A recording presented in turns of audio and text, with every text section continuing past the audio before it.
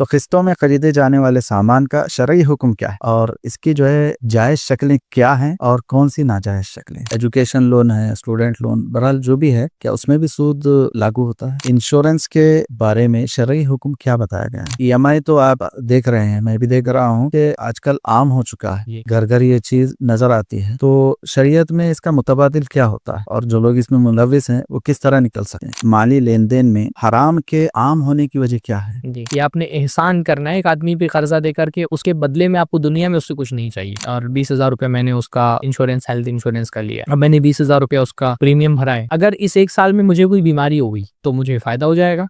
20,000 भरा मैंने और 1 लाख मेरी तरफ से बैंक जो है वो हॉस्पिटल को भरेगा। या फिर अगर कोई बीमारी नहीं हुई तो जो पैसा मैंने लगाया था वो भी डूब जाएगा। जुए में भी यही होता है ना कि आपने पैसा लगाया, या तो आपको बहुत ज्यादा मिल जाएगा, या तो जो लगाया वो भी डूब जाएगा, खत्म हो जाए। तो ये तिमार की यानी जुए की सूरत है। तो इन दो वजूहात की वजह से बुनियादी तौर पे इंश्योरेंस जो है वो हराम है। जी, लाइफ इंश्योरेंस, हेल्थ इंश्योरेंस या कार इंश्योरेंस या कारोबार की जो इंश्योरेंस होते हैं, इंश्योरेंस की जितनी भी किस्में हैं सब में ये दो चीजें पाई जाती हैं। एक तो उसके अंदर रिबा पाया जाता है और दूसरा उसके अंदर तिमार पाया जाता है। तो इसलिए इंश्योरेंस की सारी सूरतें जो है वो हराम है। हर उम्मत का एक फितना होता है, अल्लाह ताला अलग अलग लोगों को अलग अलग चीजों से आजमाता है। इस उम्मत को अल्लाह रब्बुल आलमीन, इस उम्मत का फितना अल्लाह ताला ने माल में रखा और बहुत बड़ी तादाद में लोग इस फितने का शिकार हैं और अपने आप को बचा नहीं पा रहे हैं हराम कमाई से, हराम माल से। अल्लाह ताला हमारी हिफाजत। घर गिरवी रखना भी जायज है अपने पास, दोनों जायज, दोनों जायज है, लेकिन गिरवी रखी हुई चीज को इस्तेमाल करना शरीयत में जायज नहीं। और गिरवी रखी हुई चीज को इस्तेमाल करना सूद है कि लेन देन करने वाले राजी हो, लेकिन लेन देन करने वालों से पहले अल्लाह भी राजी होना चाहिए। जब अल्लाह राजी होगा उसके बाद देखा जाएगा लेन देन करने वाले राजी की नहीं राजी।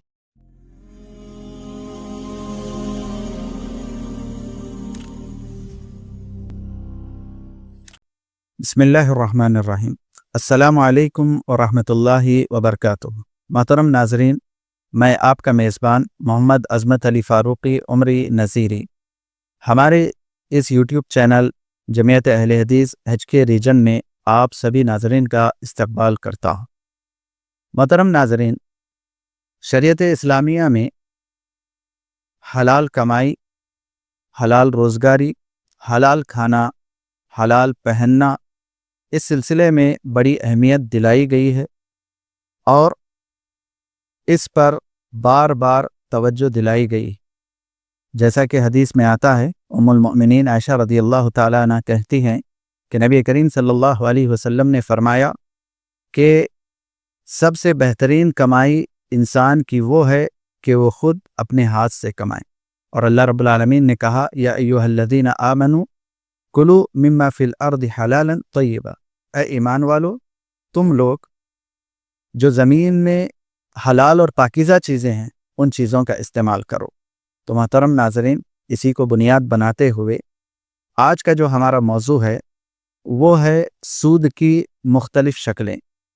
इस मौजू पर गुफ्तगू करने के लिए हमारे साथ, हमारे दरमियान मेहमान मौजूद हैं जो हिंदुस्तान की मायनाज़ शख्सियत हैं, फ़ज़ीलतुश शेख सरफराज फैज़ी हफ़िज़हुल्लाह। आइए मैं फ़ज़ीलतुश शेख सरफराज फैज़ी से आपकी मुलाकात कराता हूँ। अस्सलामु अलैकुम वरहमतुल्लाहि वबरकातुहू। वालेकुम अस्सलाम वरहमतुल्लाहि वबरकातुहू। खैरियत से हैं शेख? जी अल्हम्दुलिल्लाह, अल्लाह का फजल है। आप कैसे हैं? अल्हम्दुलिल्लाह। आप हमारे दरमियान आए, अल्लाह रब्बुल आलमीन से हम यही दुआ करते हैं, अल्लाह रब्बुल आलमीन आपकी ज़िंदगी में खैर और बरकत अता फरमाए। आमीन, बारकल्लाहु फ़ीकुम। शेख, हमारे इस पॉडकास्ट का पहला सवाल आपसे हम शुरू करते हैं। तो सवाल ये है कि शरीयत में माले हलाल की कितनी अहमियत बताई गई? जी, अल्हम्दुलिल्लाह वस्सलातु वस्सलामु अला रसूलिल्लाह। देखिए, अल्लाह ताला ने दुनिया में हमको आज़माइश के लिए पैदा किया है जी और दुनिया में अल्लाह रब्बुल आलमीन ने बहुत सारी चीज़ें हमारी आज़माइश के लिए पैदा की हैं। जी बिल्कुल। जो चीज़ें अल्लाह ताला ने हमारी आज़माइश के लिए पैदा की हैं, उसमें से एक बहुत बड़ी आज़माइश हमारे लिए है माल। जी बिल्कुल। दुनिया में अल्लाह ताला मुख्तलिफ़ चीज़ों से हमारा इम्तिहान लेता है और जिन मुख्तलिफ़ चीज़ों से हमारा इम्तिहान लेता है उसमें से बहुत बड़ा इम्तिहान एक दुनिया में इंसान का होता है माल के बारे में। मतलब ये इम्तिहान इतना बड़ा है कि क़यामत के दिन जो 5 सवालात बंदे से होंगे, जी। अल्लाह के नबी सल्लल्लाहु अलैहि वसल्लम फरमाते हैं कि इब्ने आदम को अपने कदम हिलाने की भी इजाज़त नहीं होगी जब तक कि वो 5 सवालों का जवाब ना दे दे। बिल्कुल सही। उन 5 सवालों में से 2 सवाल मुस्तकिल माल के बारे में होने वाला है। अल्लाह। वफीमा व अम्मालिही मिन ऐन इक्तसबहु वफीमा अनफका। आदमी से उसके माल के बारे में पूछा जाएगा, माल कहाँ से कमाया, माल कहाँ से खर्च किया। यानी जो 5 सवालात हैं उनमें से 2 सवाल मुस्तकिल इंसान से माल के बारे में होने वाले हैं। अगर इन 2 सवालात का वो कामयाबी से जवाब दे ले गया और माली मामलात में कहीं अल्लाह की उसने नाफरमानी नहीं की होगी, तो यानी 40% उसका इम्तिहान कामयाब, 40% कामयाबी का इन्हिसार माल के मामले में अल्लाह की नाफरमानी से बच जाने से है। ईमान वाले बिल्कुल ख़ास तौर पे ये जो आखिरी दौर है क़यामत के करीब का, जी। इसमें अल्लाह के नबी सल्लल्लाहु अलैहि वसल्लम की मुख्तलिफ़ हदीसें कि ये दौर तो ऐसा दौर होगा जहाँ माली करप्शन बहुत आम हो जाएगा। अल्लाह के नबी फरमाया, ला युबालिल मरउ बिमा अख़ज़ मिनल माल अमिन हलालिन अम मिन हराम, कि आदमी परवाह ही नहीं करेगा कमाते हुए कि जो भी वो कमा रहा है, जो उसके अकाउंट में आ रहा है, जो बैंक बैलेंस कर रहा है, जो प्रॉपर्टी बना रहा है, वो हलाल है कि हराम है। और हम अपनी आंखों से ये पूरी सूरत हाल देख रहे हैं कि माल को अल्लाह के नबी ने फरमाया, लिकुल्ली उम्मतिन फितना और फितना तो उम्मती अलमाल, कि हर उम्मत का एक फितना होगा और मेरी उम्मत का फितना माल है। हर उम्मत का एक फितना होता है, अल्लाह ताला अलग अलग लोगों को अलग अलग चीज़ों से आजमाता है। इस उम्मत को अल्लाह रब्बुल आलमीन, इस उम्मत का फितना अल्लाह ताला ने माल में रखा है और बहुत बड़ी तादाद में लोग इस फितने का शिकार हैं और अपने आप को बचा नहीं पा रहे हैं हराम कमाई से, हराम माल से। अल्लाह ताला हमारी हिफाजत करे। आमीन। जज़ाकल्लाह। इसी तरह एक और सवाल आता है शेख कि माशरे में माली लेन देन में हराम के आम होने की वजह क्या है? जी, बुनियादी तौर पे किसी भी किसी भी जो कोई भी गुनाह जो होता है ना, उसके उसमें एक बंदे के मुलव्विस होने के, मुब्तला होने के पीछे बुनियादी तौर पे 2 वजूहात होते हैं। एक शहवात और दूसरे शुबहात। बुनियादी तौर पे यही 2 वजह हर गुनाह के पीछे होती है। तो माशरे में भी जो हराम माल खाने वाले हैं वो 2 में से किसी एक का शिकार है। बड़ी तादाद तो जो है वो शहवात का शिकार है। यानी वो माल के मामले में उसकी आरज़ुएँ इतनी बड़ी हो गई हैं और माल की लालच ऐसे उसके दिल में बैठ गई है कि अब वो फ़िक्र ही नहीं कर रहा है वो तबका हलाल है अब हराम है। हाँ, उसको बस अपना मतलब माल बनाने से मतलब है, मतलब पैसा आए जैसा भी आए। जी। एक ज़हन तो वो लोगों का है, तो उसको इससे लेना देना ही नहीं है कि जो भी माल वो कमा रहा है वो हलाल है या हराम है, वो बस पैसा बटोरे जा रहे हैं। ये तो वो लोग हैं जिनके ऊपर माल की शहवत का गलबा है, माल की चाहत और माल की लालच ने उनको अंधा कर दिया है और अब वो शरीयत देखते ही नहीं है कि शरीयत ने क्या हलाल किया है, क्या हराम किया है, उसको कोई परवाह ही नहीं है। लेकिन एक मुख्तसर सा एक तबका ऐसा भी है जो फ़िक्रमंद है, जो ये चाहता है कि मैं अपने माल को पाक रखूँ, हलाल खाऊँ, हलाल कमाऊँ। लेकिन इनमें भी बहुत बड़ी तादाद ऐसे लोगों की है जो चाहत तो रखते हैं हलाल खाने की, लेकिन उनके पास इल्म नहीं है। जहालत की वजह से माशरे के अंदर बहुत सारी ऐसी आप देखेंगे चीज़ें हैं जो माली लेन देन की वो हराम है, लेकिन क्योंकि लोगों के पास इल्म नहीं है तो वो हराम खाए जा रहे हैं और उसकी वो समझ नहीं पा रहे हैं कि जो मैं हराम खा रहा हूँ वो हराम है, इल्म ना होने की जहालत की वजह से। इसलिए उलमा हमारे यहाँ फ़ुक़हा एक क़ायदा बयान करते हैं शरीयत का, बल्कि बहुत अहम तरीन उसूल है कि ला यजूज़ुल इक़दाम अलल फ़िअल हत्ता यारिफ़ हुक्मल्लाहि फ़ीह, कि किसी मुसलमान के लिए कोई काम करना हलाल नहीं है जब तक अल्लाह ताला का हुक्म उसके बारे में मालूम ना कर ले। बिल्कुल। माली लेन देन करने वालों के लिए ये बहुत ज़रूरी है कि कोई माली लेन देन करने से पहले वो किसी आलिम दीन के साथ बैठें और उसकी पूरी तफसील बयान करके और उसके बारे में सही शरई हुक्म मालूम कर लें कि क्या है। और ख़ास तौर पे माली लेन देन में एक चीज़ आपने ये भी महसूस की होगी कि जो उलमा होते हैं आम तौर पे वो तिजारत और विरासत, जी। 2 मसाइल ऐसे हैं जिनमें एक तरह की तखस्सुस की ज़रूरत होती है। जी, बिल्कुल सही बात। तो तिजारत का कोई मसला हो या विरासत कोई के मसला हो तो हर आलिम से उसके बारे में सवाल नहीं करना चाहिए। माशरे में मारूफ होता है कि कौन से उलमा इस फ़न के मुतखस्सिस हैं, हाँ। फ़िक़्हुल बुयू के और विरासत के मसाइल के। तो एक मुसलमान की ज़िम्मेदारी ये है, अगर वो वाक़ईतन अपनी कमाई को हलाल रखना चाहता है और हलाल खाना चाहता है, तो कोई भी माली लेन-देन करने से पहले, वो चाहे तिजारत की शक्ल में हो या दूसरे कोई माली लेन-देन हो, उसके ऊपर लाज़िम है कि वो पहले किसी मोतबर, मुस्तनद और माहिर आलिम के सामने बैठ करके पूरा मसला बयान करे, उसकी वो तमाम तफ़सीलात बयान करे जिससे शरई हुक्म मालूम किया जा सकता हो, और फिर उसके बाद एक आलिम से मुकम्मल फ़तवा लेने के बाद ही वो कोई इक़दाम करे। और ये नहीं है क्योंकि लोगों के ज़हन में ये बात तो होता ये है कि लोग अपने तौर पे किसी हराम को हलाल समझ करके और उस माली लेन-देन में ज़िंदगी गुज़ार देते हैं बाज़ मर्तबा। बहुत सारे ऐसे लोगों को मैंने देखा पूरी-पूरी ज़िंदगी हराम खाते रहे समझ करके ये हलाल है। बाद में जब उनके सामने उलमा की बयानात आए तो उनको पता चला कि अब तक में हम हराम खा रहे थे। तो एक तबका तो वो है जिसको फ़िक्र ही नहीं है, फ़िक्र, और एक तबका वो है जो फ़िक्र करता भी है तो वो जहालत का शिकार है। ये 2 बड़ी वजूहात हैं लोगों को हराम में मुलविस होने की। बिल्कुल जज़ाकमुल्लाह शेख कि लाइल्मी की वजह से जो है कोई आगे बढ़ता भी नहीं है। और बाज़ औक़ात ऐसा भी होता है शेख कि जो अपना मन जो चाहता है, जिसको हलाल करना चाहता है, वैसे ही उलमा से वो फ़तवा भी लेता है। जो आपने बात बताई मुतख़स्सिस उलमा से, बिल्कुल अल्लाह आपकी। बल्कि मैंने ये देखा है बाज़ मर्तबा कि आज के दौर में ना लोग फ़तवा पूछते नहीं, फ़तवा उगलवाते हैं। हाँ, बिल्कुल सही। वो सवालात ऐसे बना करके लाते हैं ना, मतलब मैंने देखा ये आजकल की लोग फ़तवा पूछने के लिए आते हैं तो ये नहीं पूछते कि हलाल है कि हराम है। वो पूरा मसला बताने के बाद पूछते हैं शेख हलाल तो है ना? मतलब हलाल तो है ना शेख? अच्छा ये भी मैंने देखा है कि बाज़ मर्तबा ये होता है ना कि अगर एक मामला हराम है और आप बता दें कि ये हराम है तो आप पर गुस्सा हो जाते हैं। ऐसा मैंने कई लोगों को जब वो मुझ पर गुस्सा होने लगे किसी सवाल के जवाब में तो मैंने उनको बताया भाई आप मुझ पर भी गुस्सा कर रहे हैं। मैंने नहीं हराम किया है, हराम करने वाला अल्लाह है। अभी जो मसाइल आएँगे उसके बारे में भी ये तंबीह ज़रूरी है कि उलमा किसी चीज़ को हराम या हलाल नहीं करते। हराम करने वाला अल्लाह है। एक आलिम दीन वो सिर्फ़ ये बता देता है कि ये चीज़ हराम है। तो वो तो सिर्फ़ वास्ता है, असल तो हराम करने वाला अल्लाह है। तो एक आलिम पर गुस्सा होने की कोई ज़रूरत नहीं। ज़रूर। अच्छा ये भी मैंने देखा है कि बहुत सारे लोग जो है ना वो किसी मतलब मस्जिद के बेचारे कोई इमाम है, कोई इतनी इल्मी गहराई नहीं है, ख़ास तौर पे फ़िक़ही मामलात में कोई पकड़ नहीं है, वो कौन सा? ख़तीब है अपने हिसाब से वो, तो उनकी दावत ली, चाय पिला दिया, एक टाइम खाना खिला दिया और अपने तौर पे अपनी मर्ज़ी का फ़तवा उनसे निकलवा लिया। इसमें अवाम की तो गलती है ही है लेकिन उलमा को भी इन मामलात में एहतियात करना चाहिए। अवाम तो दबाव बनाती है। एक आम आदमी तो चाहता है कि दबाव बना करके अपनी मर्ज़ी का फ़तवा निकाल ले।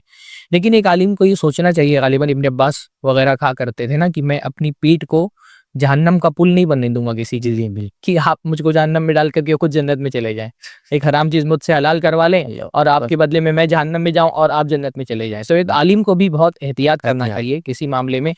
ऐसे मामलात में दबाव का शिकार नहीं होना चाहिए। माली मामलात में लोग बहुत दबाव डालते हैं कि किसी तरह से उनकी मर्ज़ी के मुआफ़िक फ़तवा मिल जाए, तो एक आलिम को इस दबाव में नहीं आना चाहिए कभी। नहीं, मर्ज़ी के मुआफ़िक फ़तवा भी लेते हैं और बाज़ औक़ात सवाल भी ऐसा करते हैं, और मुफ्ती जो सवाल का जवाब देगा, सवाल जैसा पूछेगा वैसा ही जवाब जवाब सवाल के ताबे हाँ, होता है। ताबे होता है। ये लोग नहीं समझते हैं। हाँ, वो सवाल जानबूझ करके सवाल की वो तफ़सीलात नहीं बताते हैं जो है जिससे मसले पे असर पड़ सकता है। बल्कि एक मिसाल मैं उसकी बताता हूँ आपको। जी, जी, बिल्कुल। बहुत सारे लोग बोलेंगे कि शेख मैंने एक कारोबार में इन्वेस्ट किया है और उसका मुझे प्रॉफ़िट आ रहा है, तो मैं प्रॉफ़िट ले सकता हूँ कि नहीं ले सकता हूँ? अब जब आप ऐसा सवाल करेंगे तो सामने वाला ही बोलेगा भाई इन्वेस्ट किया तो प्रॉफ़िट ले प्रॉफ़िट तो पर वो जिसको इन्वेस्ट बोलते हैं वो असल में कर्ज़ होता है। हाँ, एक आदमी को कर्ज़ा दिया है, उस कर्ज़े को बोलेंगे ये इन्वेस्टमेंट है। इन्वेस्टमेंट है। भाई इन्वेस्टमेंट और कर्ज़े में फ़र्क होता है कि कर्ज़ में रिस्क नहीं होता है। इन्वेस्टमेंट में रिस्क होता है। आपने कहीं पे पैसा इन्वेस्ट किया है, तो आपको रिस्क लेना पड़ेगा कि अगर नुकसान हो गया तो मेरे इन्वेस्टमेंट का भी नुकसान हो। तो रिस्क नहीं लेते हैं, सिर्फ़ प्रॉफ़िट में हिस्सेदार होते हैं। तो जब नुकसान में हिस्सेदार नहीं है तो फिर वो इन्वेस्टमेंट नहीं है, नहीं, वो तो कर्ज़ है। अब उस कर्ज़ के बदले में जो आप फ़ायदा उठा रहे हैं वो प्रॉफ़िट नहीं, वो सूद है। बिल्कुल सही। तो जब आप ये बोलेंगे कि मैंने इन्वेस्ट किया है और मुझे प्रॉफ़िट आ रहा है, तो आलिम दीन तो ही बोलेगा कि जायज़ है। लेकिन असल हकीकत ये होती है कि आपने कर्ज़ दिया है और उसके बदले में सूद आप ले रहे हैं। तो ये इस तरह की चीज़ें भी होती हैं जो आपने बताई। बिल्कुल, ज़रा शेख, आज के दौर का एक सवाल है जो बहुत अहम है, जैसा कि ईएमआई यानी कि किस्तों में सामान खरीदना। और आज के दौर में आप देखते भी आए, ईएमआई कार्ड्स पर भी होता है। कोई ऑनलाइन खरीद रहा है तो क्रेडिट कार्ड पर ईएमआई ऑनलाइन मिलता है, या इसी तरह जो है दूसरे बैंकों के थ्रू मिलता है। तो किस्तों में खरीदे जाने वाले सामान का शरई हुक्म क्या है, और इसकी जो है जायज़ शक्लें क्या हैं और कौन सी नाजायज़ शक्लें? जी। इसको अरबी में बयू तक़सीद कहते हैं, किस्तों में सामान खरीदना बेचना। ईएमआई कहते हैं, ईज़ी मनी इंस्टॉलेशन। तो ईएमआई जो है ना वो 2 तरह का हो सकता है।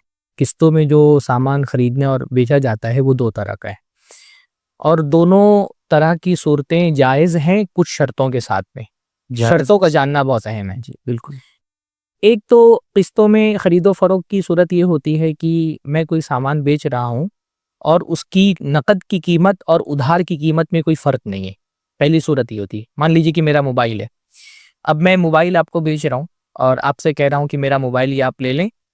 अगर आप नकद देंगे तो अभी 20,000 मुझे दे दें, जी और अगर आप नकद नहीं दे रहे हैं, आप किस्तों में अदा करने वाले हैं, तो किस्तों में अदा करते हुए आपको हर महीने 2-2 हज़ार देना है। किस्तों में भी आपको 20,000 ही देना है। नकद की कीमत भी 20,000 है 20,000 किस्त और में। किस्तों की कीमत भी 20,000 है। नकद और किस्तों की जो यानी उधार की कीमत में कोई फ़र्क नहीं है। जी तो ये तो जायज़ है इंशाअल्लाह ताला। इसके जायज़ होने में उलमा के यहाँ कोई इख्तिलाफ़ नहीं है। ये जायज़ होने की एक वजह ये भी है कि भई माली लेन-देन में कोई फ़र्क नहीं। माली लेन-देन में असल ये है कि हर चीज़ हलाल है जब तक उसके हराम होने की कोई दलील ना हो। तो अब ये क्योंकि माली लेन-देन का मामला है, तो इसकी हुर्मत की कोई दलील नहीं है, इस वजह से भी ये हलाल है। और इस वजह से भी हलाल है कि अल्लाह के नबी सल्लल्लाहु अलैहि वसल्लम से इसकी अलग से भी हमको सबूत मिलता है। जी जैसे अल्लाह के नबी सल्लल्लाहु अलैहि वसल्लम ने इस तरह की बै की है जिसमें अल्लाह के नबी ने सामान तो ले लिया लेकिन कीमत अदा नहीं की। जैसे अल्लाह के नबी ने कुछ अनाज एक यहूदी से लिया था और उसके बदले में अपनी ज़रा गिरवी रखी थी। तो गिरवी रखने का मतलब ये है कि अल्लाह के नबी ने उसकी कीमत अदा नहीं, सामान पहले ले लिया और कीमत जो है वो उसकी अल्लाह के नबी ने बाद में अदा की। इसी तरह हज़रत आयशा से भी एक हदीस मिलती है कि उन्होंने हज़रत बरीरा को 9 उक़िया में खरीद करके आज़ाद कर दिया था और उन्होंने ये तय किया था कि हर साल वो 1 उक़िया अदा करेंगे। किस्तों में उन्होंने उसकी कीमत अदा की थी। तो एक तो जो इस्तिसाब का क़ायदा है कि असलन हर चीज़ माली लेन-देन में हलाल होती है। उस दलील से भी जो है ना वो किस्तों में सामान के पैसे की अदायगी करना हलाल है। और इन हदीसों की वजह से भी हमको ये सबक जो है वो ये इस्तेदलाल कर सकते हैं कि किस्तों में आप अदायगी कर सकते हैं। लेकिन जैसा कि मैंने बताया कि किस्तों में अदायगी के जवाज़ की जो सूरत है उसके लिए कुछ शर्तें हैं और ये शर्तें बहुत अहम हैं। जी बिल्कुल। पहली शर्त तो ये है कि अगर किस्तों में जो आप सामान खरीद रहे हैं, जी वो सोना, चांदी और करेंसी नहीं होना चाहिए। सोना, चांदी और करेंसी। सोना, चांदी और करेंसी आप किस्तों में नहीं खरीद सकते, जी क्योंकि सोना, चांदी, करेंसी ये अशिया रिबविया में से हैं और सोना, चांदी और करेंसी को उसके इन 3 चीज़ों के खरीदने के लिए खुसूसी तौर पे ये शर्त है कि इनकी अदायगी ना आप एडवांस में कर सकते हैं, ना आप उधार में कर सकते हैं। ये यदन बियदिन होना चाहिए, यानी हैंड टू हैंड होना चाहिए। करेंसी क्योंकि हमारे लिए एक सोने ही की हैसियत है। करेंसी की जो असल हैसियत है वो सोने की है। सोने और सोने के बदले सोने के बारे में या सोने के बदले चांदी के बारे में अल्लाह के नबी की हदीस है कि वो यदन बियदिन होना चाहिए। तो पहली चीज़ तो ये है कि सोना जो है वो आप या चांदी या करेंसी ये आप किस्तों में नहीं खरीद सकते, उसको हैंड टू हैंड आपको खरीदना है। तो सोना चांदी तो निकल गया। सोना चांदी और करेंसी के अलावा कोई फ्रिज खरीद रहा है, वॉशिंग मशीन खरीद रहा है, मोबाइल खरीद रहा है, कार खरीद रहा है, घर खरीद रहा है, वो किस्तों में खरीद सकता है। दूसरी शर्त यह है कि ये जो आप सामान खरीद रहे हैं उसको खरीदते हुए जब आपने बै की, वो डील की, वो सामान की ईजाब व कबूल हुआ कि मैं ये सामान बेच रहा हूँ, आपने कहा मैं ये सामान खरीद रहा हूँ, उस डील के वक्त में जो कीमत तय हो गई है उस कीमत में किसी भी तरह का इजाफा नहीं होना चाहिए। ना इजाफा होना चाहिए, ना इजाफे की शर्त होनी चाहिए। मिसाल के तौर पे किस तरह? मिसाल के तौर पे मैंने आपको मोबाइल बेचा, मैंने कहा कि ये मोबाइल आपको मैं 20,000 में दे रहा हूँ और आप 2-2 हज़ार रुपया हर महीने मुझे अदा करेंगे। लेकिन मैंने ये शर्त लगा दी कि आपको 10 महीने में ये पूरा 20,000 मुझे इंस्टॉलमेंट अदा पूरा करना है। अगर आपने 10 महीने में 20,000 अदा नहीं किए, जनवरी में मैंने आपसे मोबाइल खरीदा, अगर अक्टूबर तक के आपने 20,000 नहीं दिए, नवंबर आ गया, तो फिर आपको 1,000 एक्स्ट्रा देना पड़ेगा। अच्छा, 21,000 देना पड़ेगा। ये शर्त मैंने लगा दी। या फिर मैंने ये शर्त लगा दी कि ठीक है, मैं आपको 20,000 में मोबाइल दे रहा हूँ, आपको हर महीने की 1 से 10 तारीख के बीच में 2,000 रुपये मुझे देना है। किसी महीने में अगर आप 10 तारीख तक के वो 2,000 मुझे नहीं दे सके तो आपको 2,100 रुपये देना पड़ेगा। 100 रुपया जो है वो जुर्माना देना पड़ेगा इंस्टॉलमेंट को टाइम पर अदा ना करने की वजह से। अगर ये शर्त मैंने लगा दी तो ये डील हराम हो जाएगी फिर। अच्छा, ये शर्त लग गई तो? शर्त लग गई तो ये डील हराम हो गई। क्यों? क्योंकि किसी भी पेमेंट की ताखीर पर जो जुर्माना लिया जाता है वो सूद होता है। सूद की एक शक्ल तो ये होती है कि मैंने आपको कर्जा दिया और आपको 1 लाख रुपया कर्जा दे करके आपसे बदले में 1,10,000 ले रहा हूँ, तो जो 10,000 में ले रहा हूँ वो सूद है। वो तो एक सूद ये होता है। सूद के किस्म ये होती है कि मैंने आपको कोई सामान दिया, उसके बदले में आपसे मुझे पैसा लेना है। मैंने आपको मोबाइल दिया और उसके बदले में मुझे आपसे 20,000 लेना है। पर 20,000 अगर आप टाइम पे नहीं भर सके और टाइम ज्यादा आगे बढ़ गया तो क्या होगा कि मैं आपसे उस 20,000 पर एक्स्ट्रा जुर्माना लूंगा। ये भी सूद है। जैसे कर्जा अगर वक्त पर आप नहीं अदा कर सके और मैं इजाफा कर दूं तो ये भी सूद होता है। ऐसे ही आपके जिम्मे एक तरह का कर्ज ही है ना, जो भी एक अदायगी आपकी बाकी है, अगर वो अदायगी आप टाइम पर नहीं कर रहे तो मैं बढ़ा दूं। जो जमाने जाहिलियत में सूद होता था वो यही होता था कि एक आदमी अगर कोई उसको पैसा अदा करना होता था और वो टाइम पे अदा नहीं कर पाता तो जो पैसा देने वाला होता था, जिसको लेना होता था पैसा, वो कहता था या तो तुम पैसा अदा करो इम्मा अंतुरबा, या मैं पैसा बढ़ा देता हूँ। तो अगर ये शर्त मैंने लगा दी, ठीक है मैं 20,000 में बेच रहा हूँ, आपको दे दिया मैंने 20,000, अगर आप 10 महीने में 20,000 दे लेंगे अच्छी बात है। नहीं दे सके, 21 महीना हो गया, 22 महीना हो गया, फिर भी आपको 20,000 ही देना है। अगर मैं ये शर्त लगा दूं कि नहीं, अगर आप टाइम पे पैसा नहीं अदा कर सकेंगे तो मैं एक्स्ट्रा पैसा लूंगा, तो ये डील ही हराम हो जाएगी। यानी ये जो हमने एक डील की है, बै की है, ये बै ही हराम हो जाएगी। अब हमारे यहाँ मसला ये है हिंदुस्तान में कि आप जो भी चीजें ईएमआई पर खरीदते हैं जी, उसमें लाजिमन ये शर्त होती है कि अगर आप इंस्टॉलमेंट टाइम पर नहीं भर सकेंगे तो आपको एक्स्ट्रा पैसा देना। एक्स्ट्रा पैसा दें। ये शर्त हर, मतलब आप पूरे हिंदुस्तान में जाकर के देख लें, क्योंकि आमतौर पे बैंक्स इन्वॉल्व होते हैं, तो उसमें तो लाजिमन ये शर्त होती है कि टाइम पर अगर आप पैसा नहीं भर सके, आपका चाहे इंस्टॉलमेंट में ताखीर हो, यानी 10 तारीख से पहले अगर आपने भर दिया तब तो ठीक है, अगर 10 तारीख से आगे चला गया तो भी, या फिर मान लीजिए कि 10 महीने का पीरियड है और 10 महीने में आप अपना पैसा नहीं भर सके और 10 महीने से मुद्दत ऊपर चली गई, तब भी आपसे शर्त ये लगा दी जाती है कि आपको एक्स्ट्रा पैसा जो देना पड़ेगा। और वो जो एक्स्ट्रा पैसा लिया जाता है उसको आप लेट फाइन कह लें या उसको जुर्माना कह लें, उसको कोई भी नाम दें, असल हकीकत यह है कि वो सूद है। सूद ही शुमार। तो जब वो सूद है तो वो डील करना ही क्या हो गया, फिर हराम हो गया। शेख, बीच में आपकी बात को मुनक़ते करते हुए, मेरे पास पैसा रखा हुआ है या बैंक में मेरे अकाउंट में है, मैं उन किस्तों को अदा कर सकता, जी तो क्या मेरे लिए लेना दुरुस्त है? जी हाँ। अच्छा, लोगों में ये भी शुबहा बहुत पाया जाता है कि लोग ये कहते हैं कि हमारे पास तो उसकी सैलरी आती है जी, तो हम टाइम पर पैसा अदा कर देंगे, हमारी जो किस्तें हैं उसमें हम ताख़ीर नहीं करेंगे। इसमें असल मसला ये है कि आप जब डील करते हुए सूद देने की शर्त तस्लीम कर लेते हैं, एक अक़्द बै में आप सूद की शर्त तस्लीम कर लेते हैं, शुरू में पेपर वर्क किया जाता है। पेपर वर्क कर लिया तो उसमें आपने साइन कर दिया हाँ, कि हाँ अगर मैं टाइम पर पैसा नहीं भर सका तो मैं एक्स्ट्रा पैसा दूंगा, चाहे मेरे इंस्टॉलमेंट में ताख़ीर हो या जो मेरी मुद्दत है उससे ज़्यादा भी अगर मेरा वक्त चला गया तो मैं एक्स्ट्रा पैसा देने को राज़ी हूँ।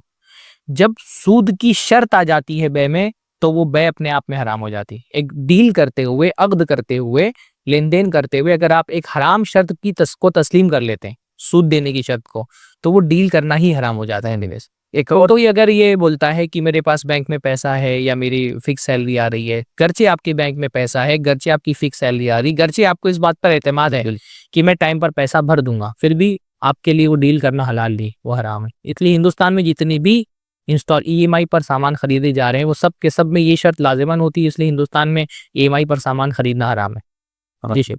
एक और चीज़ इसमें यह भी है इजाफा कि जैसा कि आपने बताया वो साइन की जा रही, जी तो गोया कि मैं सूद पर राजी हो रहा हूँ, तो राज़ी। क्या इस पर गुनाह मिलेगा? जाहिर सी हालांकि मैं भर तो रहा हूँ, हाँ लेकिन क्या सिर्फ साइन करने की वजह से मेरा जो साइन करना है, क्या ये मुझे इस पर गुनाह मिलेगा? जी जी।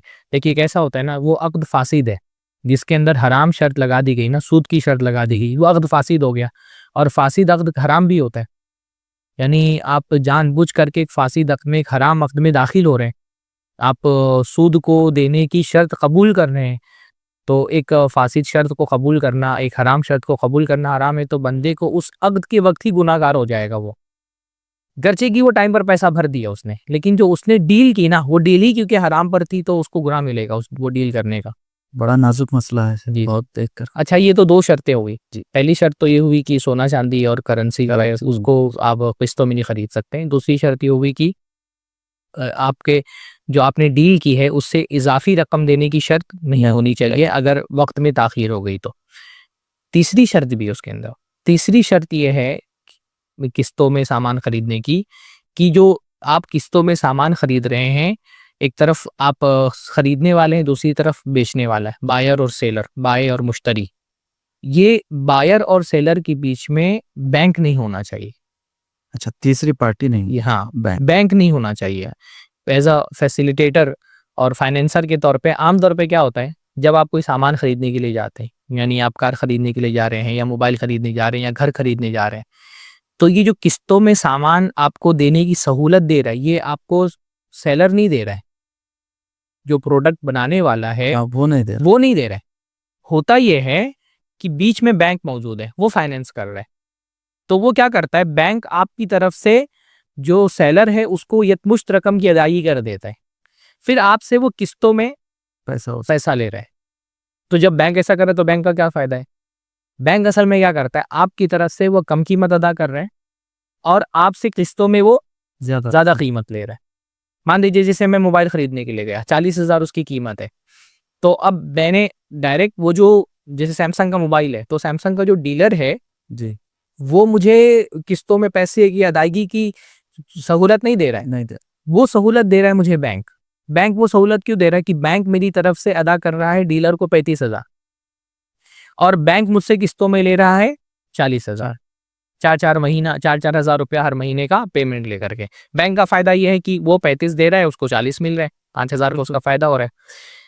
पर ये सूरत सूद की हो जा रही है, क्योंकि इसमें सूरत क्या बन रही है कि बैंक मुझको गोया की 35,000 रुपया कर्ज दे रहा है, हाँ, जो मेरी तरफ से उसने डीलर को अदा किया, अदा कर दी। और फिर मुझसे वो 5,000 एक्स्ट्रा ले रहा है उस मुद्दत के बदले में, जो मुद्दत उसने मुझे अदायगी के लिए सहूलत दी। तो ये भी एक तरह का सूद हो गया। इसलिए ये भी शर्त जरूरी है।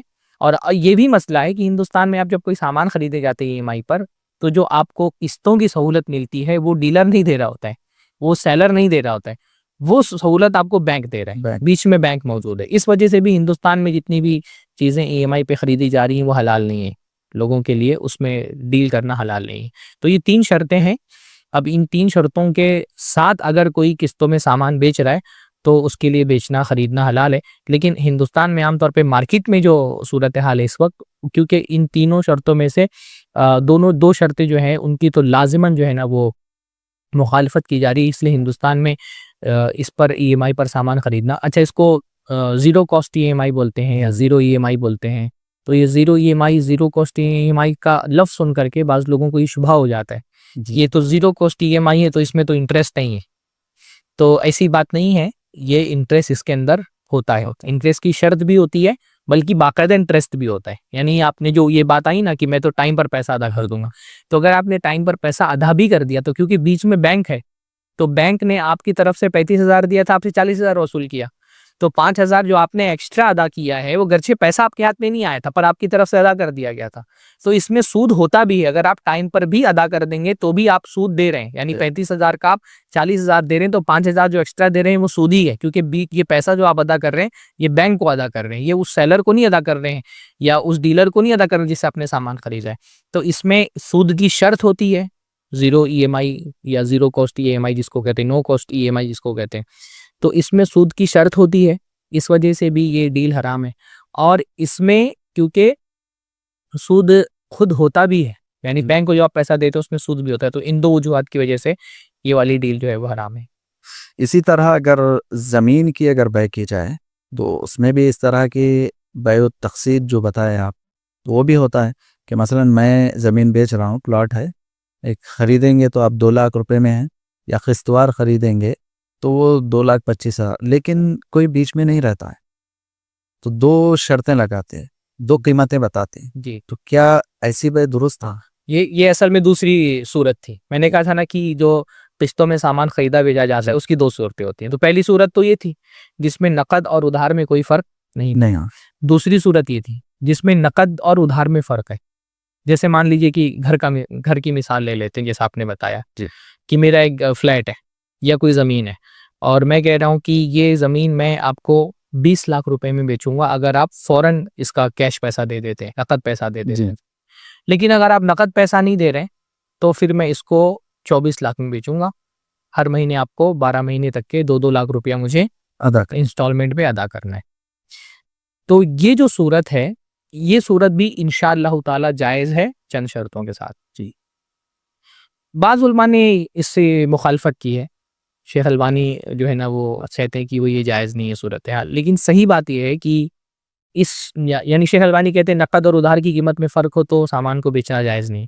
नकद और उधार की कीमत में फ़र्क एक ही होनी चाहिए। एक ही होना चाहिए, वो शेख अलबानी ही कहते हैं। लेकिन आप देखेंगे कि आम तौर पे जो अइम्मा हैं, उलमा हैं, वो इसके जवाज़ के कायल हैं। जैसे जो लजना दायमा है सऊदी की फ़तवा कमेटी, उन्होंने भी इस सूरत को जायज़ कहा है। शेख इब्न बाज़ ने, शेख इब्न उसैमीन ने तो कहा है कि इसके जायज़ होने पर इजमा है। अच्छा। चारों मसालिक में अहनाफ के यहाँ भी, मालिकिया के यहाँ भी, शवाफ़े के यहाँ, हनाबला के यहाँ भी ये जायज़ है। असल में जो लोग कहते हैं कि ये नाजायज़ है, उसके 2 वजूहात बताते हैं। जो कहते हैं कि इस तरह से नकद और उधार की कीमत में फ़र्क करना जायज़ नहीं है, जैसे शेख अलबानी और 1-2 उलमा और हैं। वो कहते हैं कि एक तो ये कहते हैं कि भाई ये एक बै में 2 बै है, जिससे अल्लाह के नबी ने मना फरमाया है कि एक शय की आप 2 कीमत लगा रहे हैं, तो ये एक बै में 2 बै है और अल्लाह के नबी सल्लल्लाहु अलैहि वसल्लम ने नहान नबी सल्लल्लाहु अलैहि वसल्लम अन सफ़क़तैन फ़ी सफ़क़तिन, एक बै में 2 बै करने से मना किया। तो यहाँ पर एक ही चीज़ है और उसकी 2 कीमत आप लगा रहे हैं, तो ये भी एक बै में 2 बै हो गई। वो ये जो है शुबहा पेश करते हैं।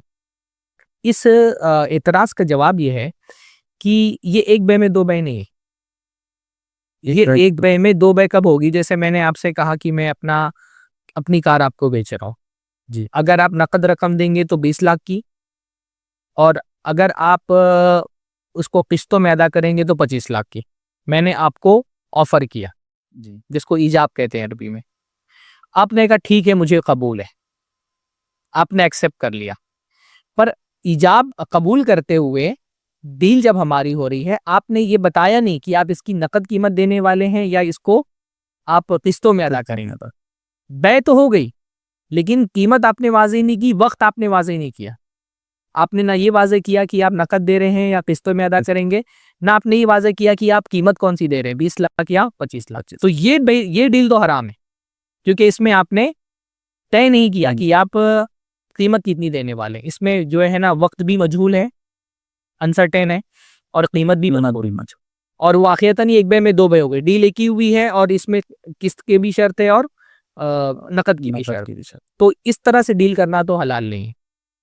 लेकिन जब आप किस्तों में बै करते हुए वक़्त और यानी अदायगी का तरीक़ा और कीमत तय कर देते हैं, तब ये एक बै में 2 बै नहीं रह जाती।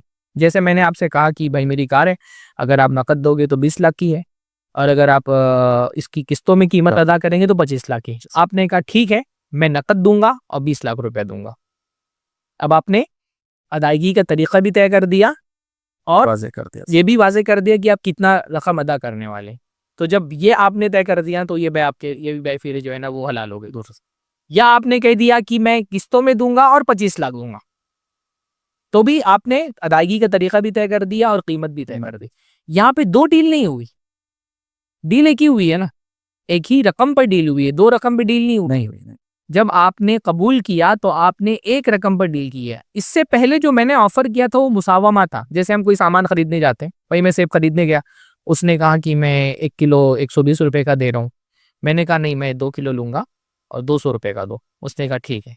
तो उसने कीमत तो लगाई थी, लेकिन जब मैंने अपनी तरफ से कबूल किया तो मैंने एक कीमत पर कबूल किया। तो कीमत लगाने डील होने से पहले जो मुसावमा होता है उसमें क्या बात हुई है वो बै में का हिस्सा नहीं होती है, वो बै से अलग होती है। वो मोल भाव जिसको हम कहते हैं वो हो रही। तो अगर मैंने गर्चे की 2 कीमत लगाई थी, लेकिन जब हमारी बै हुई तो बै किस पर हुई थी? एक कीमत पर हुई, अदायगी का तरीका। तो ये इसमें 2 बै का मामला नहीं है। नहीं होगा। तो जो लोग ये कहते हैं कि ये एक बै में 2 बै है, वो इस सूरत में जब आदमी जो मुश्तरी है, खरीदने वाला, जब वो एक कबूल करते हुए एक रकम तय कर देता है और अदायगी भी तय कर देता है कि मैं नकद दे रहा हूँ या किस्त में दूंगा, तो एक बै में 2 बै नहीं रह जाती। अच्छा, जो लोग हराम बोलते हैं उसकी एक वजह और बताते हैं। वो कहते हैं भाई इसमें तो पैसे की कीमत ले रहे हैं, पैसा जो ले रहा है वो जो लोग इसको हराम बोलते हैं वो ये बोलते हैं कि इसमें तो बंदा जो है वो वक्त का पैसा ले रहा है, कि अगर नकद देंगे तो 20 लाख रुपया, और अगर किस्तों में दे रहे हैं यानी मैं मोहलत दे रहा हूं, तो फिर आपको उस वक्त के बदले में मुझे 2 लाख और अदा करना पड़ेगा, 22 लाख रुपए का मैं दूंगा। और सूद में भी तो यही होता है।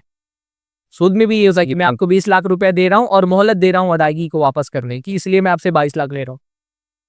तो गोया कि ये सूद की तरह है। सूद में भी यही होता है कि मोहलत के बदले में पैसा लिया जाता है और इसमें भी आप मोहलत के बदले में पैसा ले रहे हैं। तो ये बात ठीक है कि सूद में भी मोहलत के बदले में पैसा लिया जाता है और इसमें भी आप वक्त के बदले में पैसा ले रहे हैं। पर सूद इस वजह से हराम नहीं कि उसमें वक्त के बदले में पैसा लिया जा रहा है। सूद इस वजह से हराम है क्योंकि उसमें जितना जिम्मे में पैसा बन रहा था मैं उससे ज्यादा पैसा ले रहा हूँ जी। मैंने आपको 1 लाख रुपया दिया और अदायगी की मोहलत दे दी और उसके बदले में आपसे 1 लाख की जगह 1,10,000 ले रहा हूँ। तो 10,000 में इजाफी रकम आपसे ले रहा हूँ। आपके जिम्मे सिर्फ 1 लाख अदा करना था, मैं आपसे 10,000 एक्स्ट्रा ले रहा हूँ। ये इस वजह से हराम है। जबकि ये जब हम बै करते हैं ना, जिसमें नकद और उधार में फर्क रखते हैं, इसमें जितना आपके जिम्मे बन रहा था मैं उतना ही ले रहा हूँ आपसे, एक्स्ट्रा नहीं ले रहा हूँ। जैसे मैंने अपनी कार आपको बेची और आपसे मैंने कहा कि आप नकद देंगे तो 20 लाख में और अगर आप किस्तों में अदा करेंगे तो 24 लाख में। जी। अब आपने कहा मैं किस्तों में अदा करूंगा और 24 लाख दूंगा। 24 लाख। हमारी इस पर डील हो गई तो आपके जिम्मे कितना पैसा हुआ? 24 लाख ही आपके जिम्मे। मैंने आपसे कितना लिया? उतना ही लिया जितना आपके जिम्मे में था। मैंने आपसे एक्स्ट्रा नहीं लिया, इसलिए ये सूद नहीं है। मैं आपसे उतना ही ले रहा हूँ जितना आपके जिम्मे मेरा बन रहा।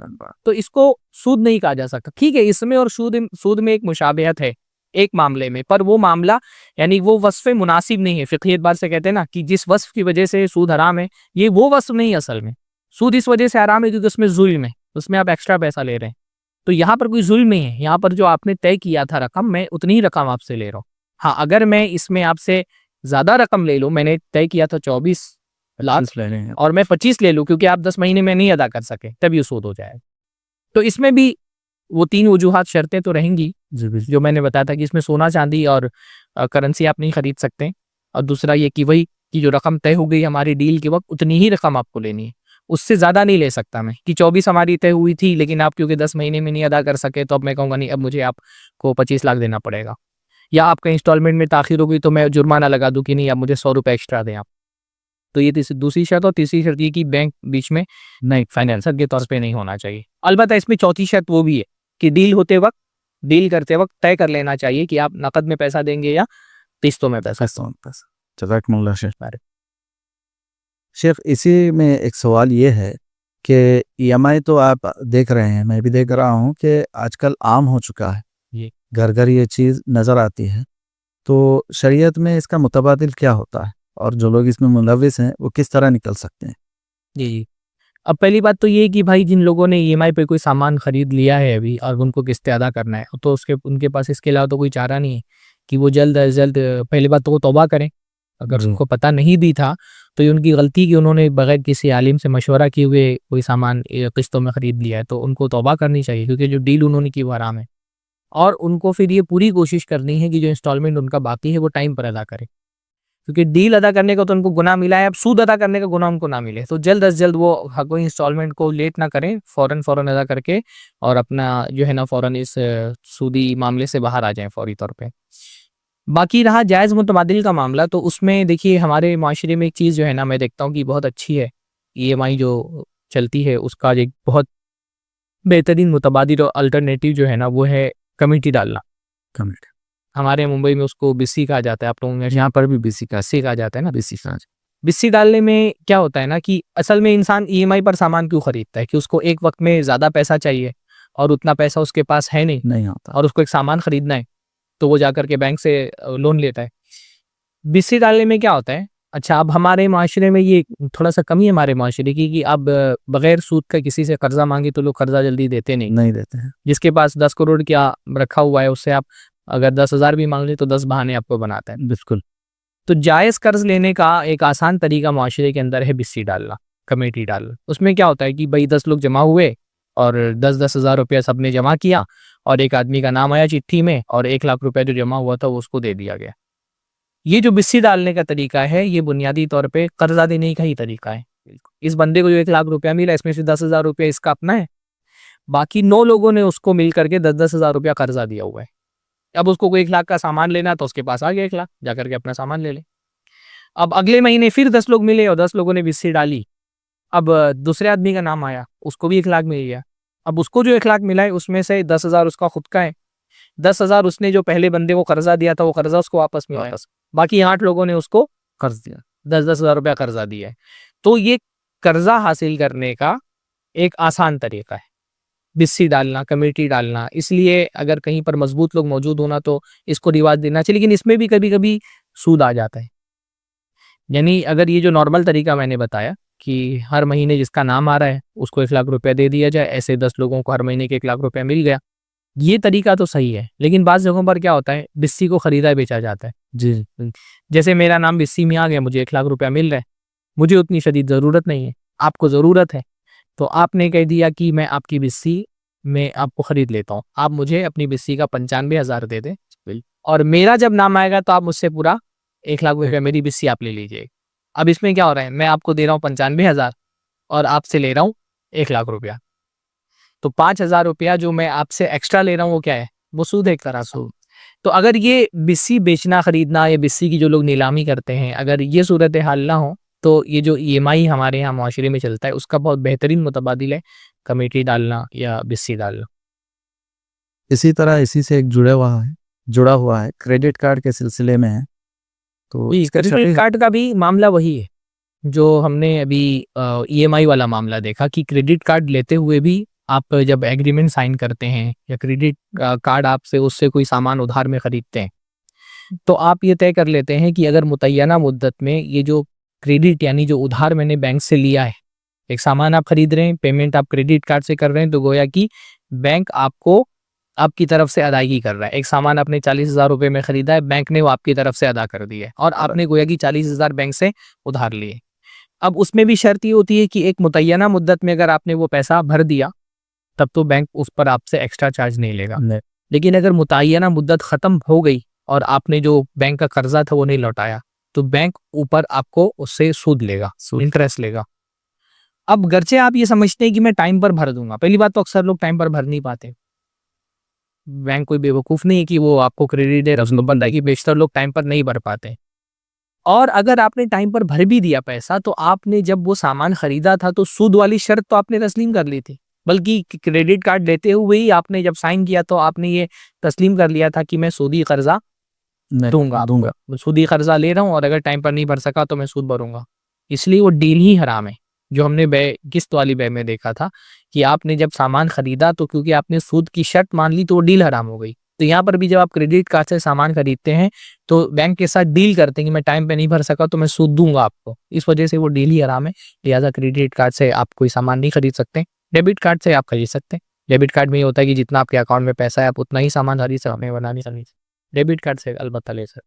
इसी तरह शेख बाज़ वक़्त ऐसा होता है ऑनलाइन जब हम ट्रांजैक्शन करते हैं, कोई चीज़ मैं ऑनलाइन ख़रीद रहा हूँ, तो ऑप्शन देते हैं वो लोग, सेलर जो है ऑप्शन देता है क्रेडिट कार्ड से अगर फला बैंक है, कोई बैंक है, तो वो ऑप्शन डालते हैं कि ये बैंक से अगर इसके क्रेडिट कार्ड से अगर आप पैसे भरेंगे तो आपके 2,000 माइनस होंगे या 3,000 कम में मिले, 20,000 की चीज़ आपको 17-18,000 में मिल जाए।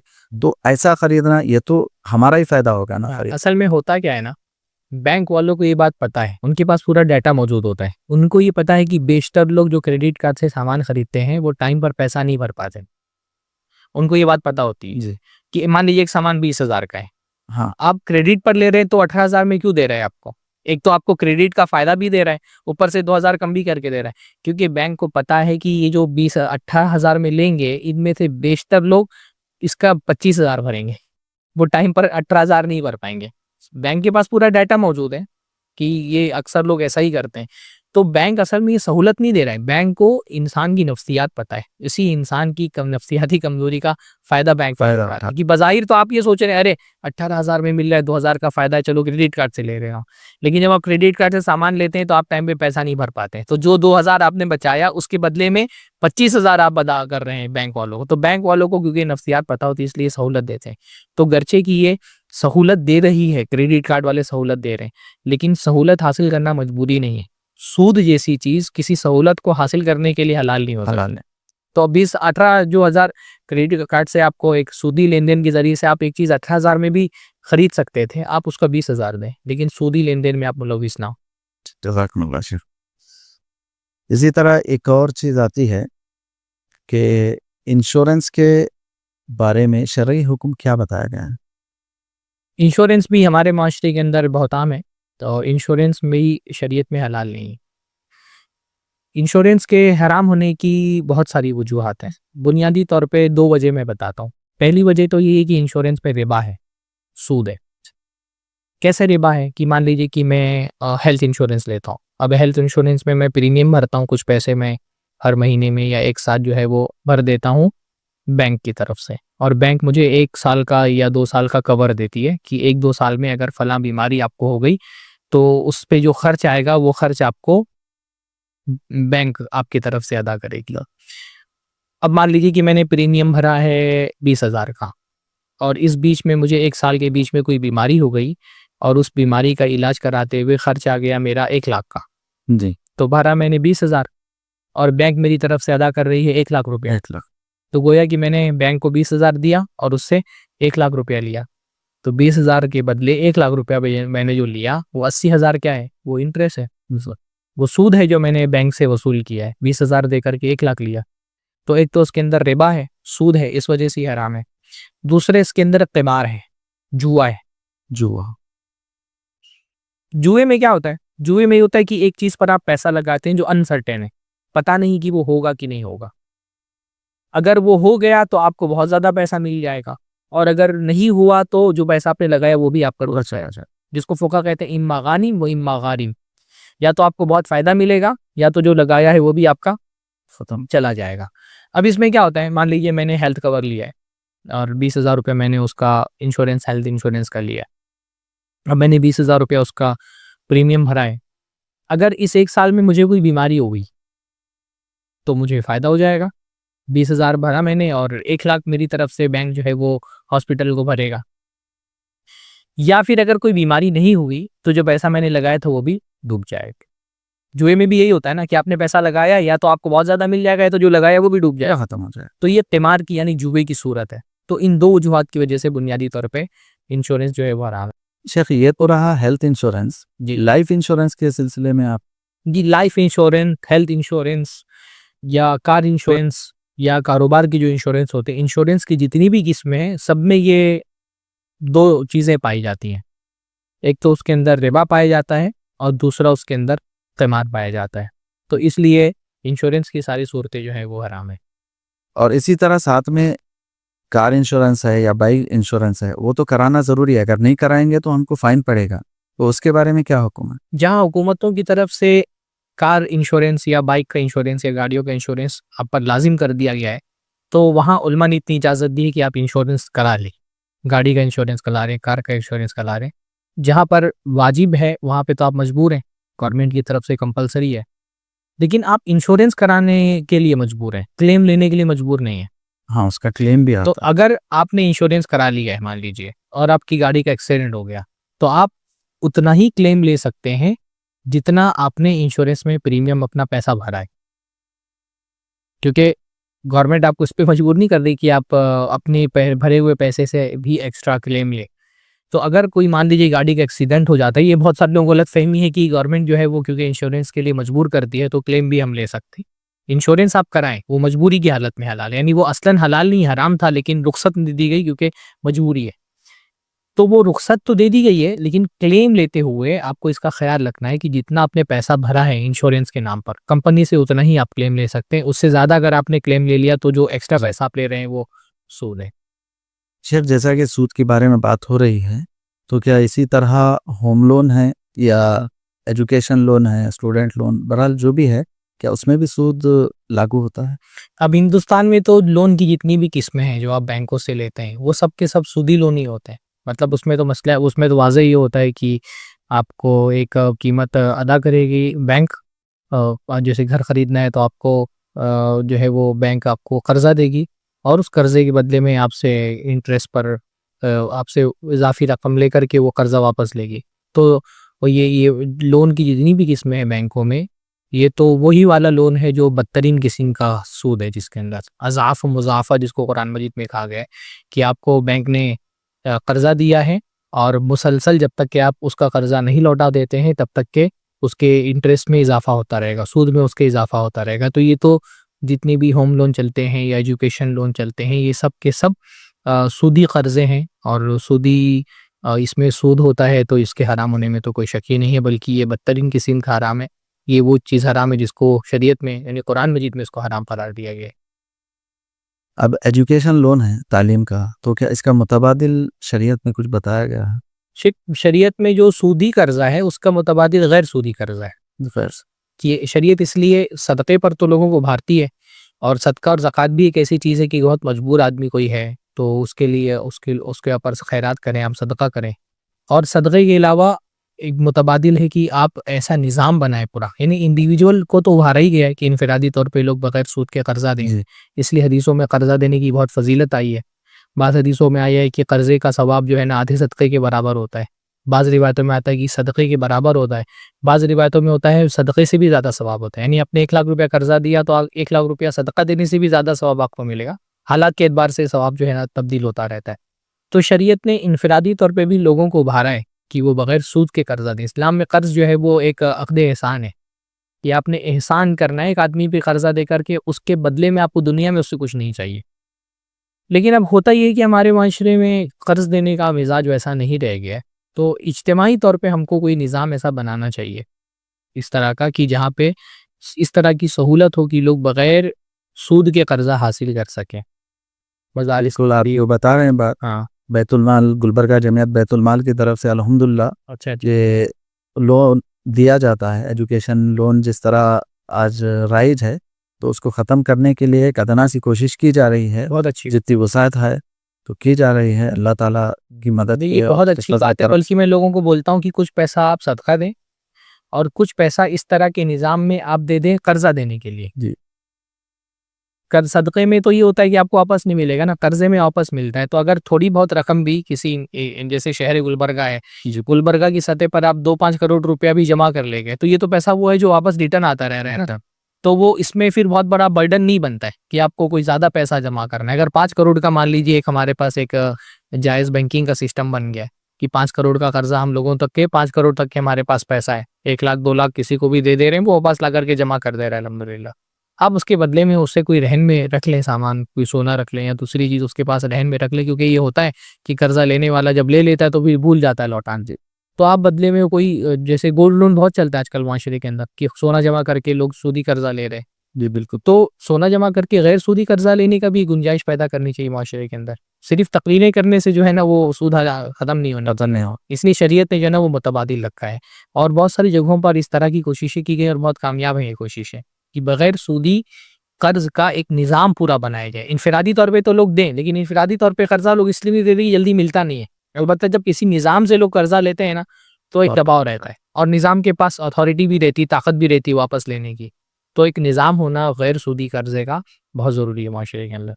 अल्लाह ताला बरकत दे। मैं यहाँ जमीयत के ज़फ़रनुल्लाह से, नाम किया है। जैसा कि आपने रहन की बात की, तो रहन के मुताल्लिक़ ये है कि रहन कहें या लीज़ कहें, लीज़ पर जो है इमारत या बिल्डिंग जो है दी जाती है, एक 5 साल के अरसे पर या 2-4 साल के अरसे पर, और एक मोटी रकम दी जाती है 10 लाख 20 लाख, और आदमी उसमें रहने भी लगते हैं। तो बाज़ औक़ात ऐसा भी होता है कि इमारत जो है रहन या लीज़ पर दी गई, मोटी रकम जिसके ओनर है ले लेता है, ले लेकर वो इस्तेमाल भी करता है, और जो इमारत मैंने ली है उसके पास से, तो मैं उसमें रहता हूँ और बतौर किराया या रेंट के तौर पर बंद मुट्ठी देता हूँ। यहाँ पर एक एक इस तरह का निज़ाम चल बंद रहा है। मुट्ठी यानी? बंद मुट्ठी जैसा कि वो इमारत का रेंट 10,000 है, तो मैं 1,000 रुपये दे दिया महीना, या 2,000 दे दिया। फिर गोया अरे दिल को सुकून कि मैं रेंट देकर रह रहा हूँ। तो इस तरह का एक ये भी होता है। तो इसकी ज़रा वज़ाहत करें कि रहन के मामले में क्या शरीयत ने बताया? हमारे यहाँ मुंबई में इसको हैवी डिपॉज़िट बोलते हैं। Heavy deposit. हाँ, अब इसके ना लोग 2 सूरतें इसकी निकालते हैं। एक सूरत तो जो आपने बताई कि आपने एक आदमी को मोटी रकम कर्ज़े में दी और उस रकम के बदले में आपने अपना घर जो है ना उसके उससे उसका घर गिरवी रख लिया अपने जी पास। बिल्कुल, कर्ज़ा देना जायज़ है और घर गिरवी रखना भी जायज़ है अपने पास, दोनों जायज़। दोनों जायज़ है। लेकिन गिरवी रखी हुई चीज़ को इस्तेमाल करना शरीयत में जायज़ नहीं है। अच्छा, इस्तेमाल करने की सिर्फ़ इतनी सूरत हो सकती है कि जितना आप उस गिरवी रखी हुई चीज़ पे खर्च कर रहे हैं, उतना आप इस्तेमाल कर लें। सही बुखारी में अल्लाह के नबी सल्लल्लाहु अलैहि वसल्लम की हदीस है कि अगर किसी ने अपने पास किसी की सवारी गिरवी रख ली है, मसलन मान लीजिए कि आदमी ने मुझसे 10,000 रुपया कर्जा लिया और अपना घोड़ा मेरे पास गिरवी रख दिया है। जी। अब उस घोड़े को जितना चारा मैं खिला रहा हूँ, उस चारे के बदले में उस पर सवारी कर सकता हूँ, जितना खिला रहा हूँ सिर्फ उतना ही। अच्छा। या किसी ने मुझसे 20,000 रुपया कर्जा लिया और बदले में अपनी भैंस मेरे पास गिरवी रख दी है, तो अब उस भैंस को जितना चारा मैं खिला रहा हूँ उतना दूध में उससे निकाल। Yes. अल्लाह बिन फरमा बिनफ़क़ती ही, कि जितना नफ़क़ा है उतना मरहून चीज़ से आप फ़ायदा उठा सकते हैं। अगर उस पर कोई खर्च नहीं कर रहे हैं आप, मसलन मान लीजिए कि एक घर मैंने गिरवी अपने पास रख लिया, अब उस घर पे मैं कोई खर्चा नहीं कर रहा हूँ, तो फिर उससे मैं फ़ायदा नहीं उठा सकता हूँ। इमाम हम्माद इब्न सलमा का असर है, फ़तहुल बारी में हाफ़िज़ इब्न हजर ने उसको ज़िक्र किया है कि अगर किसी ने किसी का जानवर गिरवी रखा है और जितना चारा खिला रहा है उससे ज़्यादा दूध अगर उसने उसका इस्तेमाल कर लिया, चारा उसने खिलाया 100 रुपए का और दूध निकाल लिया 200 रुपए का, तो जो एक्स्ट्रा उसने दूध निकाला है 100 रुपया, वो असल में सूद है। तो पहली चीज़ तो ये समझना चाहिए कि आपने कर्जा दी, अच्छी बात है, और सामने वाले से आपने घर जो है ना वो गिरवी रख लिया, आपके लिए जायज़ है, पर गिरवी रखी हुई चीज़ को इस्तेमाल करना सूद है एक तरह। क्योंकि क्या हो रहा है, सूद किसको कहते हैं असल में? सूद कहते हैं कर्जे के बदले में फ़ायदा उठाना। अब हो क्या रहा है कि मैंने आपको कर्जा दिया, मान लीजिए 10 लाख रुपया। अब 10 लाख रुपया कर्जा दिया, अब उस 10 लाख रुपए के बदले में मैं क्या कर रहा हूँ, मैंने कैसे कहता है कि कर्ज जो है वो अक़्द एहसान है, उसमें आपको दुनिया में कोई फ़ायदा उससे नहीं उठाना है आपको।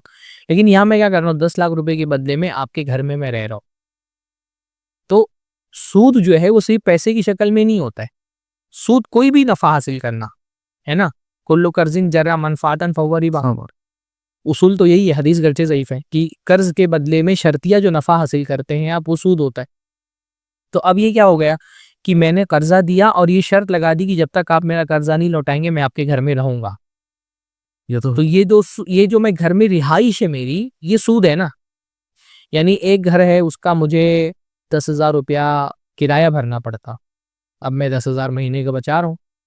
क्यों बच रहा है 10,000 मेरा महीने का? ये फ़ायदा जो 10,000 बचाने का मैं ले रहा हूँ, क्यों ले रहा हूँ? क्योंकि मैंने 10 लाख रुपया कर्जा दिया हुआ। तो ये जो 10,000 मैं महीने का बचा रहा हूँ, ये गोया कि सूद है, जो मैं घर में फ्री में रह रहा हूँ। अब अगर मुझे 10,000 देना था तो मैं 1,000 दे रहा हूँ, फिर भी मैं 9,000 के तो फ़ायदे में हूँ ना। एक घर जिसका रेंट हो रहा था 10,000 में 1,000 दे रहा हूँ, तो बाकी 9,000 जो मेरा फ़ायदा हो रहा है, ये भी एक तरह का सूद है।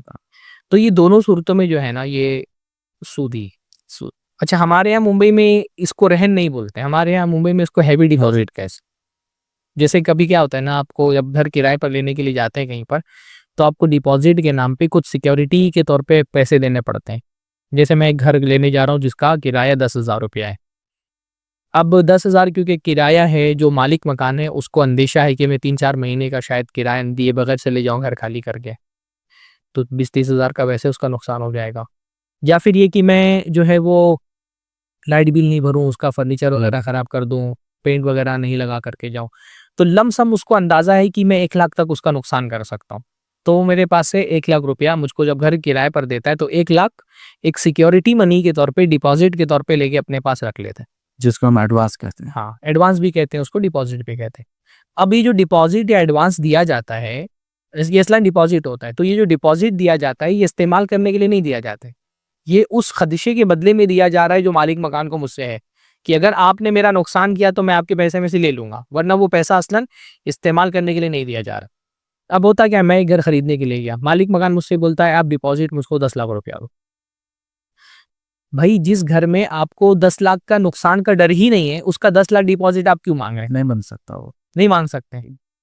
लेकिन हमारे उसके दरमियान अंडरस्टूड होता है कि 10 लाख असल में डिपॉजिट नहीं है, ये वो कर्जा मांग रहा है, इस्तेमाल करने के लिए मांग रहा है। डिपॉजिट तो रखने के लिए रहता है ना, ये इस्तेमाल करने के लिए मांग रहा है। तो ये असल में कर्ज नहीं है, ये असलन क्या है, ये असल में डिपॉजिट नहीं, ये असलन कर्ज है। अब मैंने उसको 10 लाख रुपया कर्जा दे दिया, अब उसके बदले में मुझे भी कुछ चाहिए, तो वो मुझे अपना घर दे देता है कि मेरे घर में रहो, जब तक मैं पैसा नहीं लौटाऊंगा आप मेरे घर में रहो। बिल्कुल। या तो फ्री में रहो या तो 1,500 रुपया कुछ दे दो। तो चाहे मैं फ्री में रहूं या 1,500 रुपया किराए के नाम पर दे दूं, दोनों सूरतों में जो फायदा मैं उठा रहा हूं घर से, वो सूद है, सूद। तो शरीयत में इसकी कतई तौर पे गुंजाइश नहीं है। ये भी वही सूद है, अज़ाफ़ा मुज़ाफ़ा वाला, जिसको कुरान मजीद में मना किया गया, बदतरीन सूद की किस्म है। और बल्कि मैंने बहुत सारे घरों में ये देखा है कि कोई आदमी है गुर्बत में, उसको बच्ची की शादी करनी थी, 10 लाख रुपया उसने डिपॉजिट लेकर के और घर अपना दे दिया, हैवी डिपॉजिट। मैं जानता हूँ 20-20, 30-30 साल तक के लोग एक घर में बैठे हुए हैं। अल्लाह पर उसको उस घर का जो किराया मिलता 5-10 हज़ार महीने का, वो इसलिए नहीं मिल रहा क्योंकि उसने जो 10,000 रुपया 10 लाख रुपये जो कर्जा लिया वो नहीं लौटा पा रहा, तो फ्री में रह रहे हैं उसके घर के अंदर। अल्लाह। इसमें यह कहा जाता है शेख कि देने वाला राजी भी है और लेने वाला राजी, दोनों की रजामंदी से हो रहा है, ये कहकर जो अपने आप को बचा लेते हैं। असल में लोग ये समझ नहीं पाते हैं कि किसी भी कारोबार के हलाल होने के लिए सिर्फ लेन देन करने वालों का राजी होना काफी नहीं है, जी पहले अल्लाह का राजी होना जरूरी है। ये बहुत अल्लाह ताला नहीं राजी है ना, वरना कौन सा सूदी लेन देन है जिसमें राजी नहीं होते दोनों तरफ। जो आप धनी से या बैंक से सूद लेते हैं उसमें भी तो दोनों तरफ से लोग राजी होते हैं, बैंक भी राजी आप भी राजी, एग्रीमेंट ही तो साइन होता है, एग्रीमेंट का मतलब ही होता है कि दोनों लोग राजी हैं। दोनों लोग राजी। तो कोई हराम डील जो अल्लाह ने हराम कर दी हो उस पे अगर लेन देन करने वाले राजी हो जाएं तो हराम चीज हलाल नहीं हो जाएगी। मसलन मैं किसी को शराब खरीद रहा हूँ और सामने वाला शराब बेच रहा है, वो बेचने वाला भी राजी है, खरीदने वाला भी राजी है, तो क्या इसका मतलब कि शराब हलाल हो जाएगी? नहीं। जब सूदी लेन देन अल्लाह ने हराम कर दिया, अल्लाह ही नहीं राजी है, तो लेन देन करने वालों के राजी करने से कैसे राजी हो जाएगा? तो ये लोगों को शुबा होता है। ठीक है, राजी होना किसी कारोबार के हलाल होने के लिए एक शर्त है कि लेन देन करने वाले राजी हों, लेकिन लेन देन करने वालों से पहले अल्लाह भी राजी होना चाहिए। जब अल्लाह राजी होगा उसके बाद देखा जाएगा लेन देन करने वाले राजी कि नहीं राजी। इसी में एक और आखिरी सवाल ये है कि कोई आदमी 5 साल का एडवांस दे देता है पहले ही रहने के लिए, उसके पास पैसा है और सामने वाले को भी जो है ज़रूरत है, तो वो कहता है कि ये 5 साल में रहूँगा, ये किराया बतौर एडवांस आप रख लीजिए, जो 10,000 था मैं ज़्यादा दे रहा हूँ, 8,000 में या 9,000 में मुझे कर दीजिए 10,000 का किराया। तो क्या इस तरह का जी, ये जो रहन का आजकल जो सूरत हाल चल रही है या हैवी डिपॉजिट की, इसका एक जायज़ मुतबादिल है।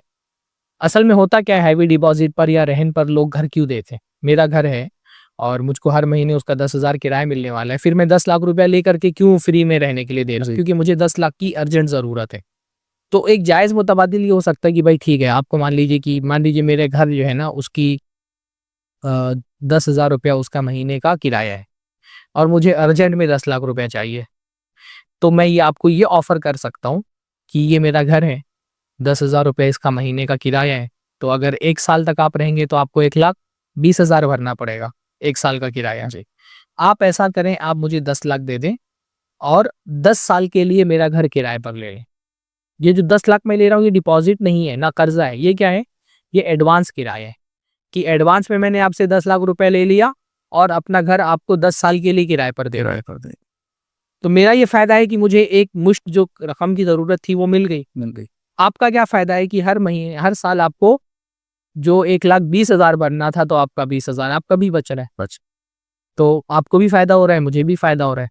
अब जब मैं घर वापस करेंगे आप मुझे, तो अब वो 10 लाख रुपए मैं आपको लौटाऊँगा नहीं क्योंकि वो कर्ज़ा नहीं है, मैंने वो एडवांस किराए के तौर पे लिया था। तो ये एक जायज़ मुतबादिल है इसका।